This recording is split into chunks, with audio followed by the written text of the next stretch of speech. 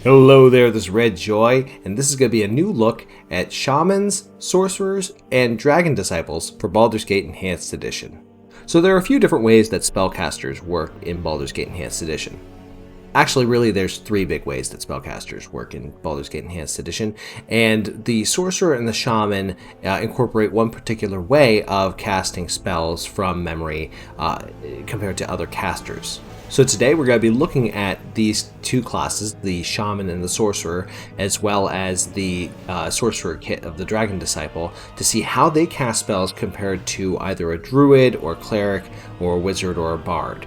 So as a general rundown of how magic works in Baldur's Gate Enhanced Edition, normally your characters will have a whole pool of different spells that they can cast and they can choose from during the course of each day, and they have a certain number of spell slots that they can cast from. A cleric, for example, will have everything memorized. A wizard will go around learning and memorizing spells, and by the way, the other caster classes will do something very similar. Whereas Shaman and Sorcerers are a little bit different.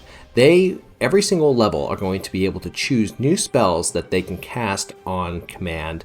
They don't have to try to worry about rememorizing spells. Now, they have a very limited spell selection pool, but these spell selection pools they can cast a lot of times throughout the day. For example, if I have a Shaman and they have, let's say, 6 castings of level 1 spells, and during a fight I cast something like Doom and Armor of Faith, which are both level 1 spells. Those will take away from the pool of level 1 spells that can be cast by the Shaman on that day. It gets replenished anytime that they rest, and it doesn't impact the other spell levels. So I still have my maximum number of level 2 and level 3 spells and so on and so forth. The same works very similarly to a sorcerer, and except a sorcerer will be pulling spells from the mage's spellbook, whereas a shaman will be pulling spells from the druid spellbook. I actually really like this way of doing spellcasting. I really like the Sorcerer. Sorcerer is a very fun class to play, as is the Dragon Disciple. And I will say, the Shaman, when I created my guide last year, I wasn't very impressed with the Shaman. I didn't really like some of the extra mechanics that they got, and I didn't really like the spell pool that they pulled from. However, I'm having my mind changed very rapidly. At the end of last year, I started a hardcore insanity difficulty playthrough using SCS and playing as the Shaman. And I think I'm having a great time with it. She's a very powerful character, and I'm able to do a great job of supporting a full group, and we are doing very, very well at the time of recording this. Hopefully that stays the case throughout all of 2025. Now, before continuing, I do strongly recommend getting the mod, the Improved Shaman's Dance, and I'll put the link to the mod in the description below. It not only allows for the shaman to actually move around with the shaman dance, which to me just makes sense. If you don't think it makes sense, you've never seen people actually dance, but it also allows for the shaman to have a little bit more power with their summoning spirits ability, and gives them a few extra things to deal with their spell casting. I think it's a really good mod that balances out the shaman nicely. But even without that mod, and again, it comes strongly recommended, the shaman is still a really good class, and I encourage you guys to check it out. So shamans can be human, they can be half-elf, and they can be half-orc. I think if I were to redo the shaman for my shaman run, I think I would make them a half-orc to get the benefits to their strength. Shamans are also allowed to be any form of alignment that is neutral, so they could be neutral good, true neutral, or neutral evil. Meanwhile, sorcerers can be either human, half-elf, or elf. I know that I usually have a pro-human bias on a lot of these things, but there's really no disadvantage with going with a full elf as a sorcerer. Unlike the current edition of D&D, sorcerers have no direct link to any of the ability scores with their spellcasting. In modern day 5th edition D&D, it's connected to charisma, but in Baldur's Gate 2, that's not the case. You can have a low charisma or a charisma of 9 and be completely fine as a sorcerer. So what I like to do as a sorcerer is I like to build up Constitution to 16 and Dexterity to 18 in order to get the survivability. Then I like to build up Strength and then Charisma, in order to get good prices and to be decent at carrying things and at melee combat. And then wisdom and intelligence, you don't need to worry about so much as a sorcerer. Speaking ahead to weapon proficiencies, sorcerers are going to have the same weapon proficiencies that a mage does, which means they're going to have quarterstaves, daggers, darts, and slings. Likewise, to the sorcerer, the shaman doesn't actually have any direct connection to any of the ability scores with casting. So even though they have a minimum of 12 for their stats, it doesn't really impact anything. So you don't really need to have any score higher than 12 for your shaman, unless you really want to put points into it. Constitution, I would again bring this up to 16. There's no harm in doing that. And then bring up dexterity, and then you can bring up either strength or charisma. I think actually strength is pretty good because they do have a pretty good weapon selection, and then you can bring up either charisma or intelligence if you want to bring up a lore score, although it's not super vital. One unique element about shamans is that they can detect illusions, and they start off with 24% of detect illusions. This goes up by a certain percentage every single level, and this is actually pretty nice. You can use this to disable any enemy spellcaster's illusions, such as mirror image or invisibility, and it adds an additional thing that your shaman can do when in combat.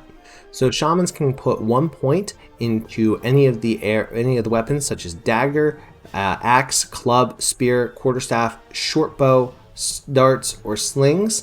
I personally love the fact that you can put into axes and shortbows. I think that those are two of the best kind of combat weapons that any caster can get availability, maybe except for the cleric. And I think it's a really good additional piece that the shaman gets.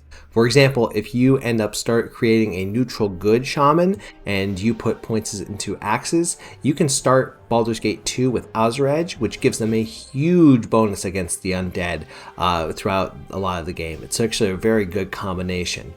So as mentioned, shamans get access to druid spells, whereas sorcerers get access to wizard spells. Shamans also get the shamanistic dance. The shamanistic dance will call in shamanistic allies, and while the shaman can't really do anything else, with the improved shaman's dance mod, you can move around a little bit, but you still are dealing with having a -4 penalty, and you can't commit any other activities. One thing to note is that the spirits and the quality of spirits that the shaman gets to summon scales up per level. At level 1, you're dealing with kind of small animals such as snakes or dogs. At level 6, you're dealing with bigger animals. And at level 12, you're starting to deal with elementals. And every level below hand, you're still summoning in smaller critters as well. So if you're at level 24 and you're calling in greater nature spirits, you could also be calling in some, snakes and dogs as well. So, just watch out for that. But the fact that you can summon in greater air spirits or even, normal air spirits, and you can get more and more as you level up, is pretty good. These spirits are really fun to toss out, particularly into really tight spaces that a lot of the game kind of focuses on for combat scenarios. If you can hold a specific area with more and more spirits that are doing more and more damage and have their own unique abilities on critical hits, then you're going to end up doing really well as a shaman if you do the shaman dance, even without doing anything like spell casting or any other additional abilities. So there is a downside to shamans in the fact that they don't get access to any of the strongholds from Baldur's Gate 2.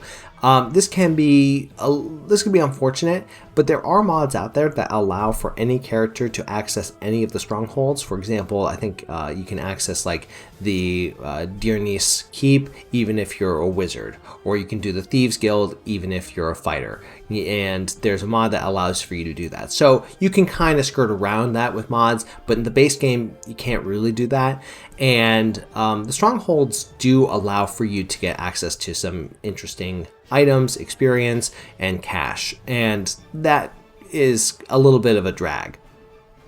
Okay, so the last thing I want to do is I want to talk about the Dragon Disciple. Dragon Disciples are probably one of my favorite caster classes. What they do is they trade a little bit of spell power for quite a bit of durability, especially against fire attacks. What you're going to do, first off, is you're going to get more AC. You get 1 AC every 4 levels, starting at level 1. You get an additional 25% fire resistance every 4 levels up to 100% at level 16. You also get an additional bonus to Constitution. So if you start your Dragon Disciple at Constitution of 18, you can get that all the way up to 20 by the end of their leveling process. Not only that, but they get more HP. They roll a d6 die instead of a d4 like a normal sorcerer does, and they get a breath weapon attack starting at level 3 that goes from 3d8 all the way up to 8d8. It ignores magic resistance, but it doesn't bypass fire resistance. So make sure you're using this on really nasty enemies that aren't resistant to fire. The trade-off is that they cast 1 fewer spell per level per day. So instead of, let's say you have a high-powered sorcerer, they will get 6 level 1 spells. A Dragon Disciple will only get 5. It's a little bit of a trade-off to their spell power and can also impact how long they last, because you are missing out on that 6th stone skin or the 6th mirror image that you might need to survive. But if there's a fireball coming your way and you're level 16, you don't have to worry about it like a normal sorcerer does. So both Shaman and Sorcerers have the capability to be incredibly powerful.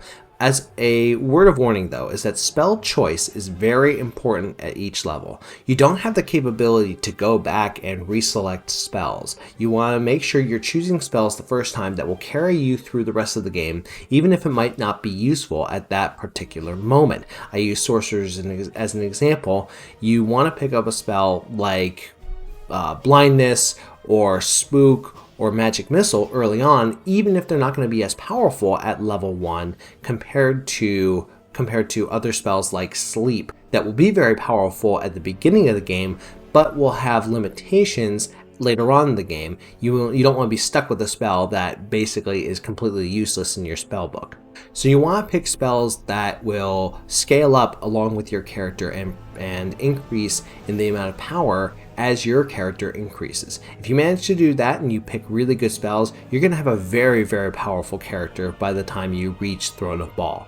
This spell choice does make these characters into a bit of a challenge to play, but the payoff is so worth it, and it makes them incredibly powerful characters that you should absolutely give a try. Well, that's it for now. If you are interested in checking out my Shaman run, you should absolutely check out the playlist that I'm going to be putting up right next to me on the screen. And until then, take care and good luck. We're all counting on you.